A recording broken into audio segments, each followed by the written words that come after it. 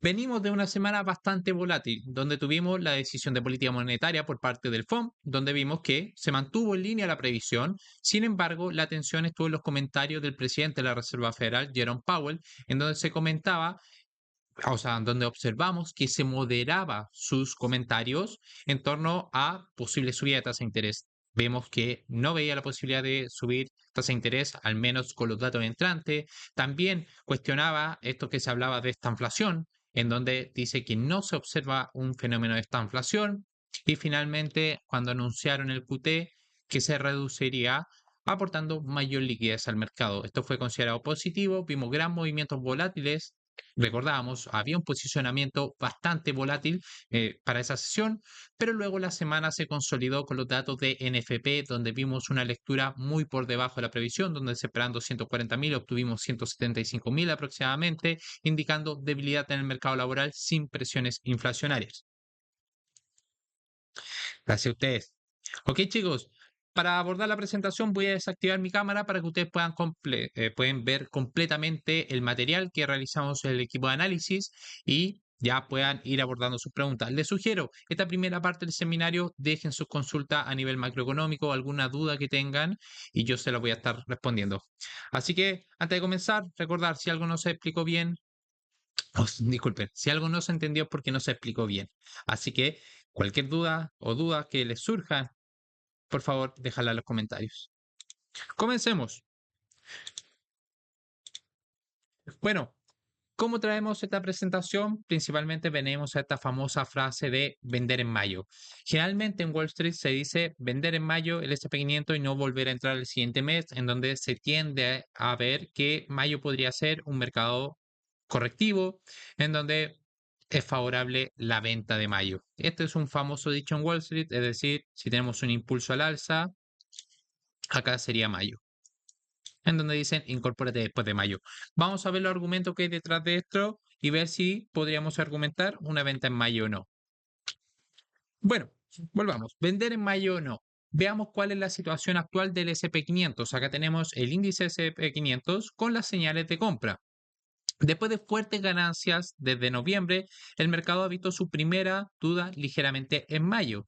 Es decir, cuando comenzamos a ver estos repuntes acá, ahora este movimiento correctivo está trayendo dudas al mercado de que si estamos encontrando un techo o es solamente un movimiento correctivo. Aunque nosotros miramos vender en mayo y marcharse, que es esta famosa frase de Wall Street, vimos que quizás la corrección sea real por razones muy diferentes y no a un factor estacional. Vamos a ver cuál es ese factor. Entonces, ¿qué es lo que tenemos? Tenemos cómo la Reserva Federal en esta reunión pasada insinuó inminentemente recorte de tasas en diciembre. Esta es la retórica con la que venía. Pero los peores datos de inflación están retrasando las perspectivas. En esta frase nosotros podemos resumir lo que está pasando en el mercado y esta incertidumbre. Veníamos en un entorno en que Powell cambiaba en diciembre su retórica a una flexibilización de la política monetaria. ¿Qué es lo que ha sucedido? Los datos económicos no han acompañado esa flexibilización monetaria, lo que ha llevado a los futuros de los fondos monetarios y a los operadores de contar menos recortes que incluso la proyección económica que entregó la Reserva Federal. Entonces, es cierto que la reunión de mayo de la Reserva Federal no trajo consigo una fuerte retórica restrictiva, pero las perspectivas de datos simultáneamente peores y una inflación elevada está empezando a preocupar a los inversores. Es decir, tuvimos como la Fed se mantuvo con un tono moderado en esta reunión pasada, el 1 de mayo, pero lo que está preocupando a los inversores son los datos de inflación y que no encajan con las altas valoraciones actuales. Es decir, estamos viendo una incertidumbre en dos parámetros. Recordar, nosotros siempre hablamos de tres parámetros al analizar un activo. Uno, parámetro macroeconómico. Segundo, parámetro fundamental, es decir, la contabilidad de la empresa. Tercero, parámetro técnico. ¿Qué es lo que hay incertidumbre en este parámetro macroeconómico en donde se está incorporando esa incertidumbre a los posibles beneficios que puedan traer las empresas? Es eso lo que está sucediendo ahora en el mercado. Hola, Cristóbal, gusto tenerte por acá. Entonces, ¿qué es lo que vemos? La Reserva Federal anunció una reducción del QT lo que se conoce como el tapering, de 95.000 millones de dólares a 60.000 millones de dólares. Es decir, estamos viendo una política monetaria menos restrictiva producto de esta reducción en el QT. Sin embargo, tal decisión no fue comunicada. Además de eso, el Tesoro anunció otro importante plan de emisión. Por supuesto, sin la reducción del QT, la presión sobre los rendimientos habrían aumentado, pero la decisión de la Reserva Federal por sí sola no significa directamente una inyección de liquidez al mercado. En nuestra opinión, ¿qué es lo que estamos viendo? La Reserva Federal le gustaría volver a la narrativa de los recortes. Estamos viendo cómo la Fed se está uniendo con el Tesoro, con estos planes de financiamiento. Sin embargo, no existen los argumentos macroeconómicos para acompañar la narrativa de los recortes. Y nuestra pregunta, y la que vamos a responder la siguiente semana, y cuál es nuestro enfoque a nivel de análisis, es si la situación permitirá que la Fed vuelva a tener esa retórica de recortes. Es eso lo que está esperando el mercado, pero no hay argumentos macroeconómicos que sustenten la narrativa de los recortes. Entonces, cuando proyectamos los resultados empresariales, en general la temporada de resultados debería considerarse sólida. Vemos cómo la media por sobre aproximadamente el 70% de las empresas han entregado resultados por sobre la previsión. Entonces, muchas reacciones pueden resultar sorprendentes, al menos a primera vista. Acá resaltamos el caso de Tesla, en donde no cumplía las previsiones, sin embargo, ha aumentado aproximadamente un 30% desde esos mínimos. Vimos los resultados de Meta que sí superaba las previsiones y caía en After Hours 19%. Entendamos lo que sucede. ¿Qué es lo que estamos viendo en el crecimiento de la ganancia y los ingresos? Hemos tenido trimestres más fuertes en mucho tiempo, por lo que los resultados en este momento no respaldan una corrección mayor. Es decir, seguimos viendo resultados robustos, seguimos viendo ganancias por todos los sectores que incrementan sus beneficios. Por ejemplo, vemos una reducción en el sector de energía, vemos en el sector de materiales, pero los demás sectores y utilities, los demás sectores continúan aumentando un beneficio tanto en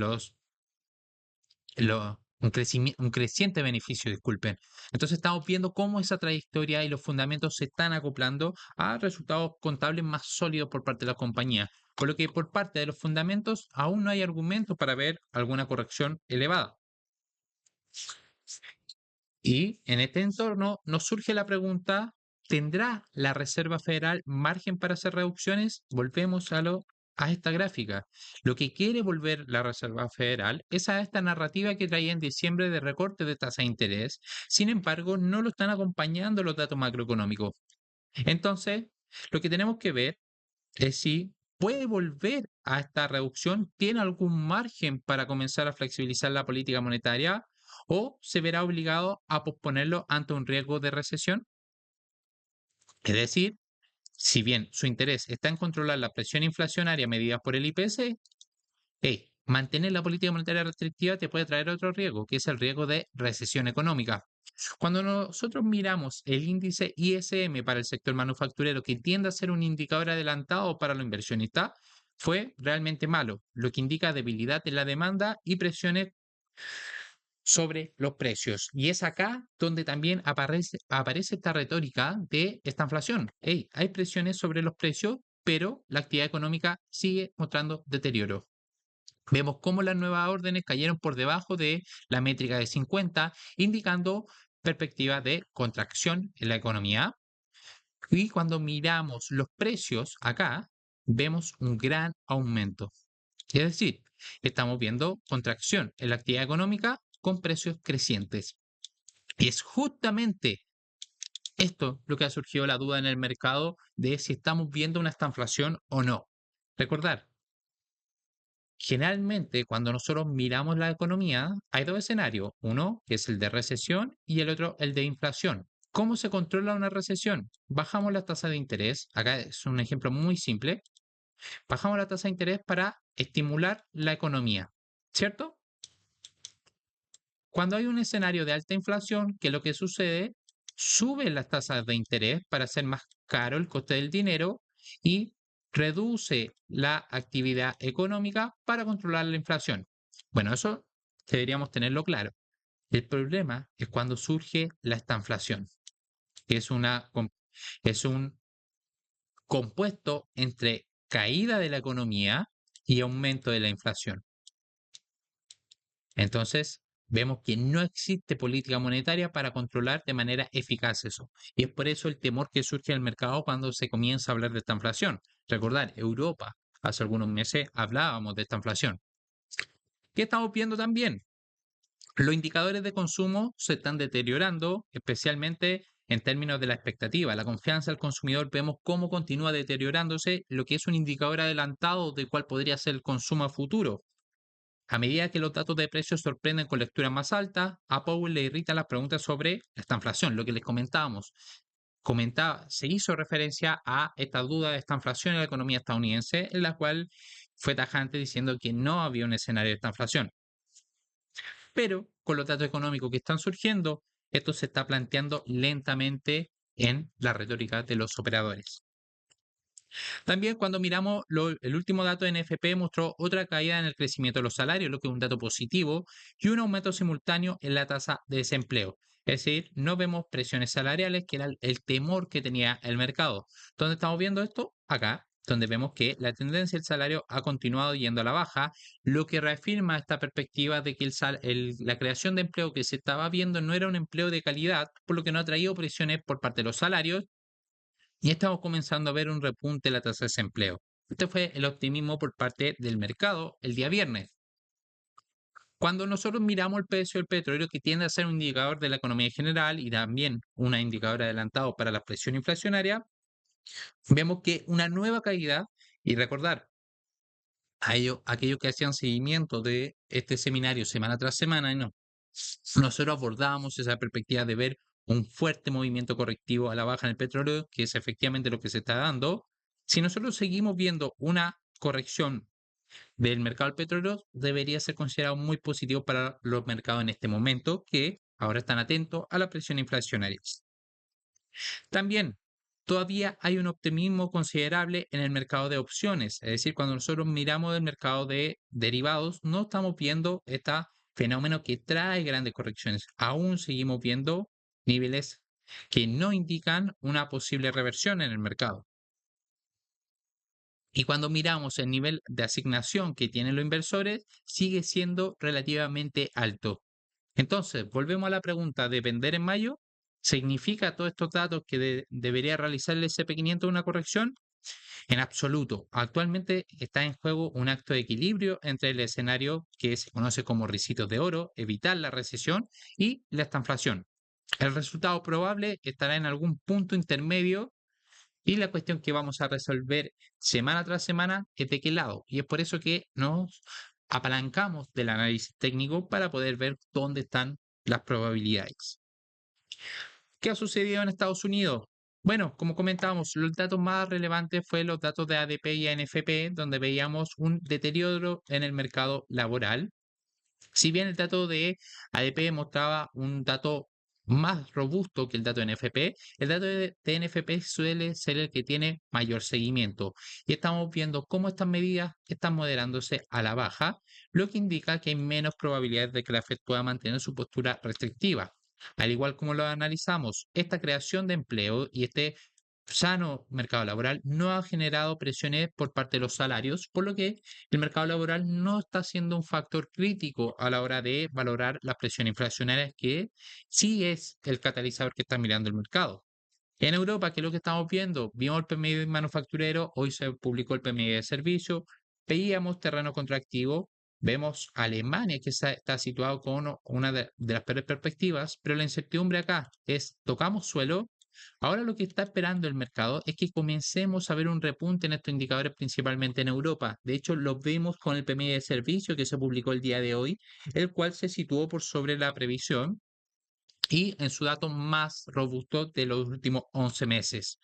Bitcoin, ¿qué estamos viendo en Bitcoin? Estamos viendo entradas de dinero en los ETF, donde destacamos a Grayscale, que había sido uno de los factores de mayor salida, ahora está recibiendo entrada de dinero en estos ETF, es decir, el flujo de dinero a los ETF de Bitcoin está comenzando a repuntar, lo que podría acompañar a un repunte en el mercado de la criptomoneda. Y en los gráficos que traigo, bueno, traigo este gráfico del Goldman Sachs, donde vamos a ver qué es lo que sucedió en la temporada de beneficios empresariales. Durante la temporada de presentación de resultados, ya tenemos más del 80 de las empresas que han informado los resultados de este primer trimestre. De ellas, un 59% superó las estimaciones de ganancias generales en más de una desviación estándar. Es decir, acá se afianza estos resultados robustos que comentábamos, mientras que solo el 10% no cumplió con las estimaciones en el mismo grado. Sin embargo, las empresas que superaron la expectativa tuvieron un rendimiento inferior al SP500 en 12 puntos, acá siendo referencia a esta estrechez del mercado, mientras que aquellas que no cumplieron registraron un desempeño aún peor con menos 195 puntos. Estamos viendo cómo el mercado está castigando mucho más fuerte a aquellas compañías que no están cumpliendo con la expectativa de beneficio. Este fenómeno marca la temporada de presentación de resultados más punitiva desde 2019. Y acá un ejemplo claro, Starbucks, CVS, donde no presentaron resultados y estuvieron grandes liquidaciones en las sesiones posteriores. Y acá recordar, aquellos que son inversores en acciones, un resultado puntual no dice mucho de las perspectivas del negocio. Y ahora trayendo el Prime Book de Goldman Sachs para saber qué es lo que están haciendo las manos fuertes, bueno, vemos cómo los fondos de cobertura continúan invirtiendo en el mercado de valores, es decir, estas manos fuertes continúan asignándose acciones individuales en el mercado estadounidense. Vemos un aumento en la actividad comercial bruta durante la última semana, principalmente impulsado por compras largas en acciones individuales. Lo que les comentaba, los hedge funds están haciendo de posiciones en torno a las acciones estadounidenses. Vemos que han estado aumentando su compra neta de acciones estadounidenses durante las últimas 3 semanas consecutivas, aunque a un ritmo ligeramente más lento en comparación a la semana anterior. Además, los productos macro representaron la mayor de las compras netas con una liquidación del riesgo impulsado por las coberturas cortas, superando a las ventas largas en la proporción de 3:1. También seguimos viendo cómo los inversores institucionales se están exponiendo a países emergentes tales como Asia, Taiwán, China, India y Corea del Sur. Esto ha sido la preferencia por parte de los inversores. ¿Y qué estamos mirando en el mercado? Acá con la gráfica de Bank of America, donde vemos que acá, en esta gráfica de Zero Hedge, es la incertidumbre que hay en torno a esta inflación, en donde vemos este aumento en los precios pagados con un entorno de contracción del sector manufactura. Es acá donde se está esa incertidumbre. Entonces, ha llevado al mercado a asignar esta palabra que debería estar sonando en el último tiempo, esta inflación, que lo que vimos, que los nuevos pedidos de ISM están por debajo de 50, terreno contractivo, mientras que los precios pagados superaron los 60. Entonces también por el lado del mercado laboral, vemos que en Estados Unidos la proporción de puestos vacantes y desempleados es la más baja desde agosto de 2021. A pesar del aumento de los costos laborales, el mercado sigue estando en niveles de resiliencia. Y también vemos que el comercio a largo plazo en China se espera que continúe. Estamos viendo gran entrada de capital por parte de los inversores. Acá tenemos la comparativa entre Japón y China, donde vemos esta gran divergencia, donde China actualmente presenta un mayor potencial respecto a la divergencia que existe. Japón corrigiendo y China comenzando este repunte, que nuestra incertidumbre es si es un mercado correctivo o va a iniciar un nuevo periodo al alza.